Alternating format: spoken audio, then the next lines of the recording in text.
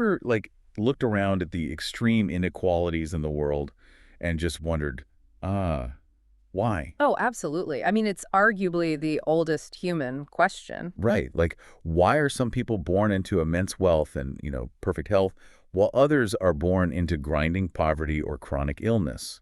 Is it just a roll of the cosmic dice, or is there some actual underlying architecture to it all? Yeah, and historically, the answers we get to that usually fall into two very distinct camps. Either you believe it's entirely random, like a biological and sociological lottery, or you believe there's some, external judge sitting on a cloud somewhere. Yeah, handing out rewards and punishments based on some massive cosmic ledger. Exactly. And in Western pop culture, that second idea usually gets slapped with the label of karma. We all know the vibe, right? What goes around comes around. Right, the universe keeping a giant scorecard. Waiting to pay you back for that time you cut someone off in traffic. But today's deep dive is going to completely dismantle that pop culture, watered-down idea of karma. We are looking at ancient Pāli Canon texts, the highly analytical Abhidhamma, and modern psychological analyses by scholars like Bhikkhu Bodhi. It's going to be a really fascinating exploration. Yeah, our mission today is to explore the exact mechanics of how our intentions literally architect our reality. And to kind of set the visual stage for this, I've conceptually shifted my backdrop today. I want you to imagine an intricate, interconnected web of glowing threads stretching out in every possible direction. Okay, I'm picturing it. Every time a single thread vibrates, it sends a ripple through the entire network, literally physically connecting the past, the present, and the future. That is the vast, complex network of cause and effect we are about to step into. Wow, that visual makes it feel much more like physics than philosophy. It really does, yeah. Which makes sense, because before we can understand how karma shapes our lives, we have to establish what karma actually is. Because in these early Theravada Buddhist texts, it is absolutely not an external judge. Not at all. It is an internal engine. And that distinction changes everything. I mean, in the original Pali language, the word is actually karma. And when the Buddha redefined it, it was a completely radical departure from the religious norms of his time. Okay, let's unpack this core definition. Yeah. Because the texts point us to a specific Pali term, Cetanā. Right, Cetanā. It translates broadly to volition or intention. The Buddha explicitly said, quote, "It is volition that I call karma," end quote. So it's not just the physical thing you do, it's the mental urge, the psychological drive behind the action. Exactly. And this doesn't just happen when you make a big dramatic life choice. According to the Abhidhamma text, this intention engine operates constantly on 6 distinct channels. 6 channels. Yeah, 6 sense doors. So visual, auditory, olfactory, gustatory, tactile, and thought. Seeing, hearing, smelling, tasting, touching, and thinking. Wait, so just looking at something involves karma? It involves intention. I mean, think about the difference between your eyes passively resting on a billboard as you drive past it versus actively staring at it, consuming the message, and deciding you want that product. That active pulling of the mind toward the object, that is Cetanā. Oh, wow. The Theravada tradition actually uses a brilliant analogy here, the chief pupil. Oh, yeah, I found this fascinating in the reading. Right, so imagine a bustling classroom full of students. Cetanā intention is the chief pupil. Not only does the student stand up and vigorously recite their own lesson, but their sheer energy and direction organize and compel all the other students in the room to recite theirs too. So it's like the boss of the mind. Exactly.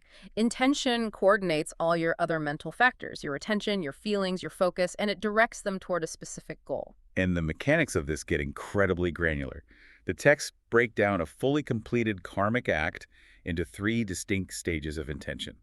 First, there is Paṭiccasamuppāda, which is the prior thought or desire, like the planning stage.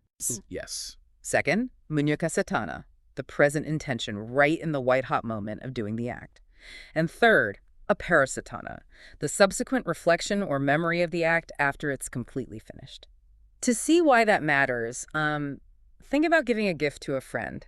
If you spend 3 weeks joyfully looking for the perfect present, that's a highly wholesome planning stage. Okay, makes sense. Then you hand it to them and feel a rush of warmth seeing their smile, so that's a wholesome acting stage.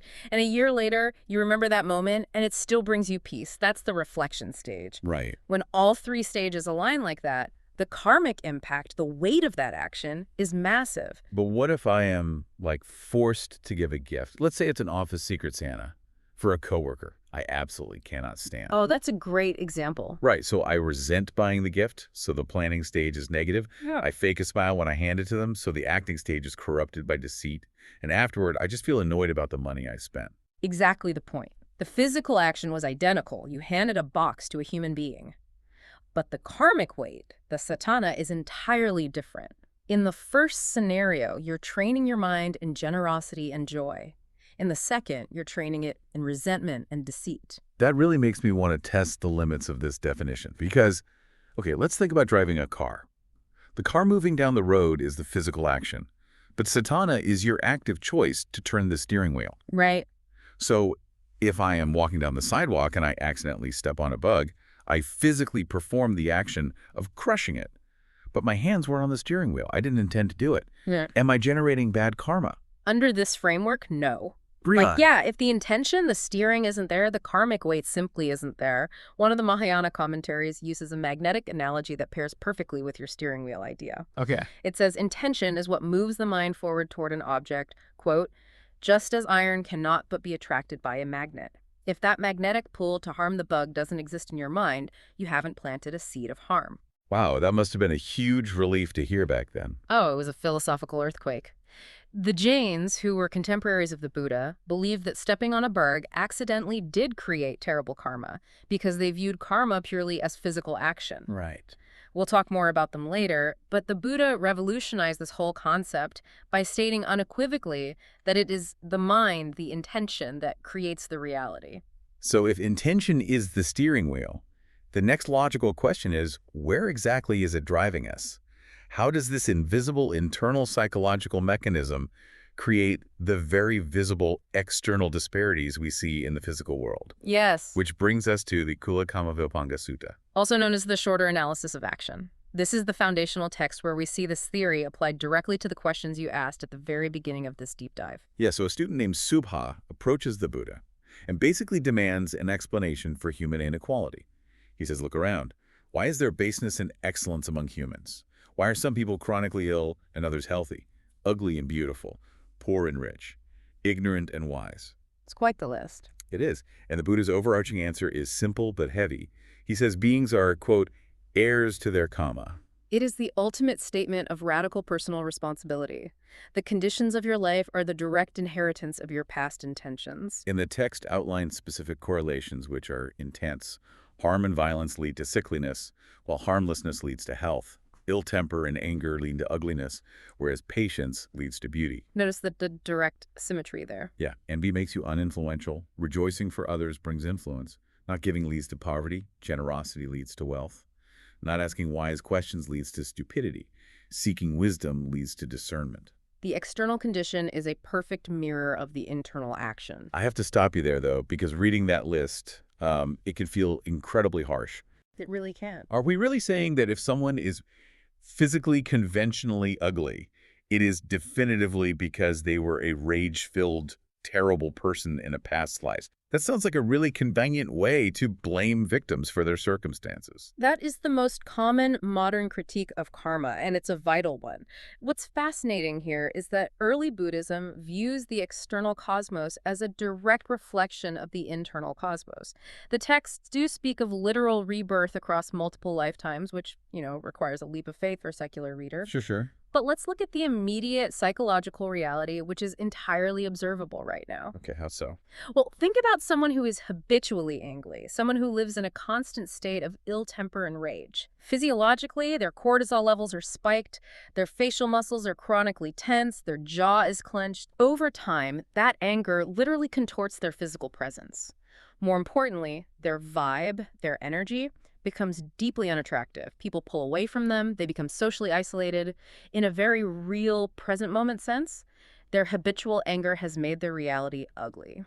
While someone who is deeply patient and kind develops a warmth that draws people in, they become beautiful to be around, totally regardless of their bone structure. Precisely. When you cultivate wholesome roots, non-greed, non-hatred, non-delusion, you instantly start constructing a more peaceful, influential reality around you.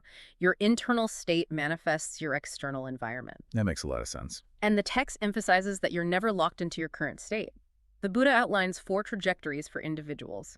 going from darkness to darkness, darkness to light, light to darkness, and light to light. Meaning, even if you were born into absolute darkness like poverty, sickness, a terrible environment, you are not trapped.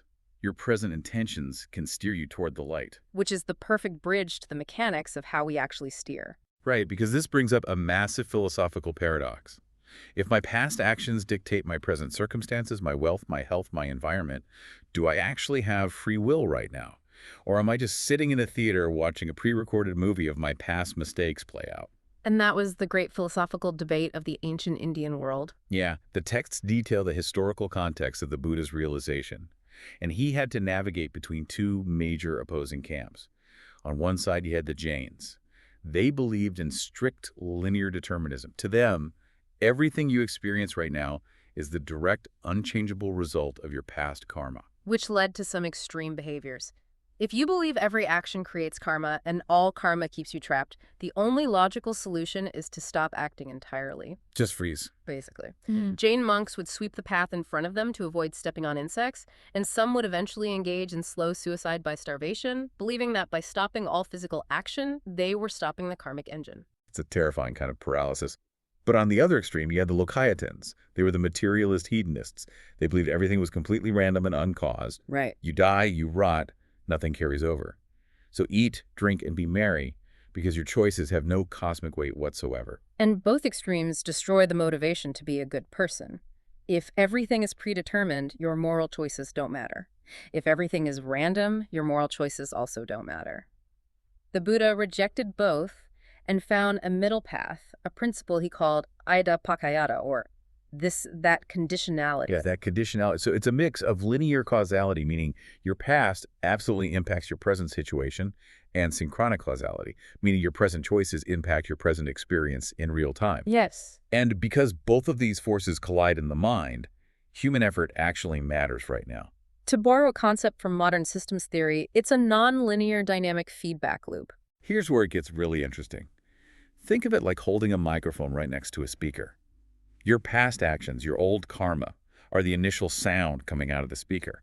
That's a given. The initial condition is set. Right. You can't change the sound wave that has already left the cone and is traveling through the air. You might be experiencing the sound of sickness or poverty or someone yelling at you. But your present intention, your cetanā, is how you hold the microphone in response to that sound. Yes. If you react to a harsh sound with anger or greed, it's like shoving the mic closer to the speaker. The system feeds back on itself, spiraling into a deafening, painful screech of suffering. The loop intensifies. But if you react to that same harsh sound with mindfulness, patience, or non-greed, you actively pull the mic away. The initial sound of the speaker is still there. The difficult circumstance hasn't magically vanished. But you have stopped the painful feedback loop. You calm the entire system down. That is a phenomenal way to visualize it. I mean, this nonlinear complexity is exactly why the Buddha bothered to teach it all. Think about it. If karma were purely deterministic, teaching a path to freedom would be useless because no one could change their fate. Yeah. And if it were purely random, teaching would be impossible because there are no rules to learn. But because karma operates as a present moment feedback loop, you have agency. You, the listener, have the power to move the microphone. That sounds incredibly empowering. But if we have the power to pull the microphone away and break the loop, why is it so incredibly hard to do? Why do we spend our entire lives shoving the mic into the speaker, reacting with anger and greed, even when we know it hurts? What is fueling this engine? To find the fuel, the texts take us into the doctrine of Paṭiccasamuppāda, or dependent origination. This is the actual blueprint of the karmic engine. It's a 12-link chain of cause and effect. And it starts with ignorance, which leads to activities, or kamma, which conditions consciousness, then mind and body, the sense doors, contact, feeling, craving, grasping, action, rebirth, and finally, suffering and death. It is a dense list. It's usually taught as the cycle of lifetimes, but practically it describes the micro moments of your daily experience. And out of those 12 links, the sources point out one crucial juncture where you actually have the power to break the chain. Just one. Yeah, it's the space between link number 7, feeling, and link number 8, craving. Bhikkhu Bodhi actually has a metaphor for this that makes it very tangible. He says, karma is the field, consciousness is the seed, and craving is the moisture. Without the moisture of craving, the seed of consciousness cannot grow in the field of karma. Right. If you dry up the craving, the engine stops. Okay, I have to play devil's advocate here on this concept of craving. If I am working hard all morning, and by noon I am hungry, and I really deeply want a turkey sandwich, is that the kind of craving that is going to trap me in an endless cycle of suffering and rebirth? Because if wanting lunch is a cosmic trap, we are all doomed. That is a very common misunderstanding of the text, actually. Biological needs are not the enemy here. The texts are very specific. They focus on craving that is rooted in ignorance. Ignorance of what? Ignorance of reality. It's the deep existential delusion that satisfying a temporary urge will bring you permanent, unconditioned happiness. Oh, I see. So it's not the turkey sandwich itself. It's the belief that eating the sandwich will fix my underlying bad mood, or cure my existential dread, or make me permanently satisfied. Exactly. It's the desperate clutching. It's the belief that the external world can fix your internal lack. And this is where the practice of mindfulness comes in. I mean, the challenge is to notice the gap between feeling and craving. How do we separate those? I mean, they feel instantaneous. Yeah. Well, feeling is just raw data. A pleasant tingle, a sharp pain in your knee, the neutral hum of an air conditioner. It's just a physical or mental sensation. Craving is the immediate knee-jerk narrative you attach to it. It's the desperate urge to grasp at the pleasant feeling and make it stay forever, or violently push away the painful feeling because you just can't tolerate it. So feeling is, my knee aches. Craving is, I hate this ache. This is ruining my day. I need a distraction right now. Yes. That gap between experiencing a raw feeling and blindly craving a reaction to it is where freedom lives. I challenge everyone listening to just notice that gap today. If you can pause in that gap, just observe the feeling without clutching at it, you cut off the moisture, the seed doesn't sprout, the karma doesn't propel you forward. So we are navigating these micro moments every single day, watering some seeds, starving others. But eventually, the clock runs out on this specific life. According to the texts, at the exact moment of death, a specific karmic seed from your vast collection steps forward to dictate the next reality. Right. But if I've planted 1,000,000 seeds in my life, some wholesome, some unwholesome, how does the system decide which one sprouts at the finish line? Is it just a random lottery? Not at all. The Abhidhamma outlines a very strict automatic sorting system, a 4-tiered hierarchy of karma based on the priority of ripening. It's essentially a cosmic algorithm that determines what happens when the system reboots. Let's walk through this final countdown. The absolute top priority is Garuka Karma, or weighty karma. These are extreme monumental actions. Think of weighty karma like a massive boulder dropped into a river. It changes the course of the water instantly and violently, regardless of whatever twigs or leaves are floating in the stream. Wow. If the action is unwholesome, like a heinous crime, it cuts to the front of the line and immediately pulls the mind to a realm of suffering. If it's immensely wholesome, like attaining deep, profound meditative states called jhanas, it guarantees an immediate positive rebirth. It overrides everything else. But the vast majority of us are not committing heinous crimes, nor are we reaching absolute reality-bending meditative mastery. Yeah, so for the rest of us, the system defaults to priority number 2, which is asana karma, or death-proximate karma. And this one is fascinating. It is whatever you vividly remember or whatever action you do, right at the precipice of death, the final focal point of the mind. The sources actually tell a really dramatic story about this involving Queen Melika.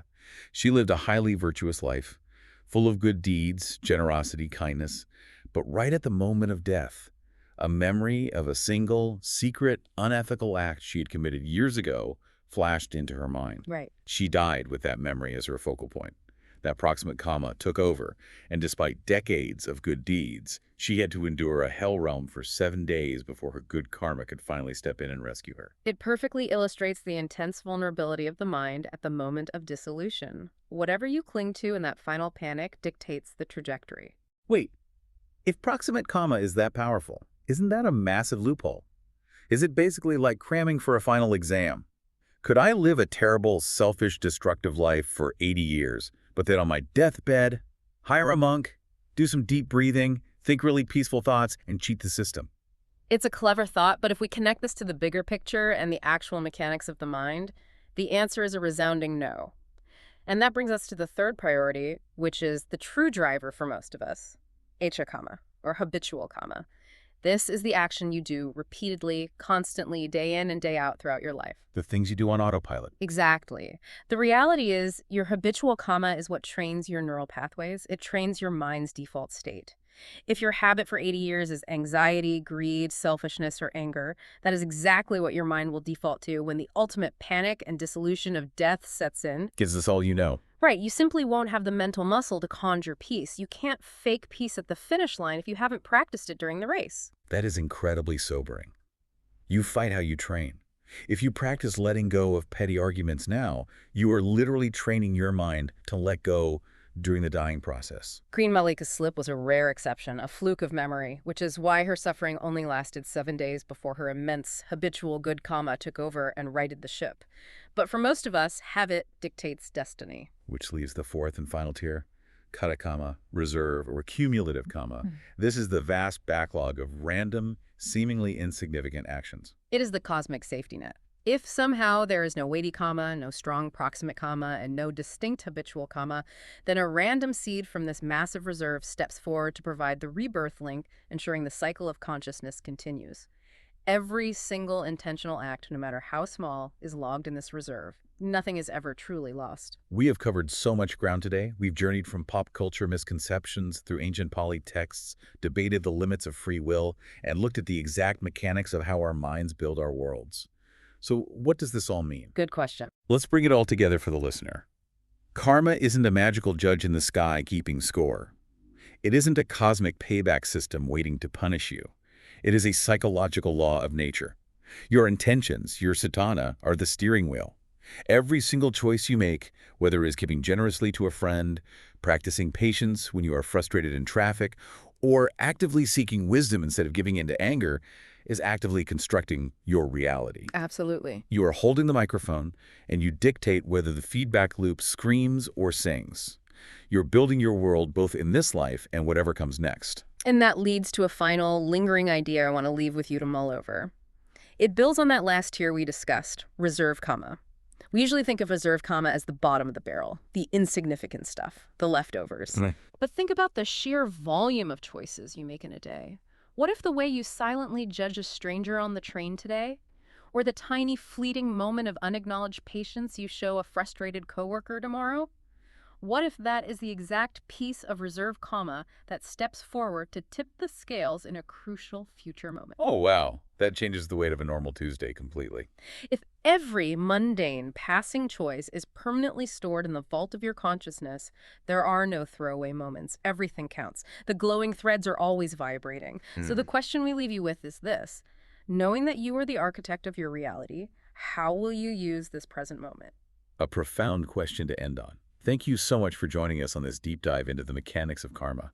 We hope it gave you a new lens through which to view your choices today. Until next time, keep seeking, keep questioning, and mind the microphone.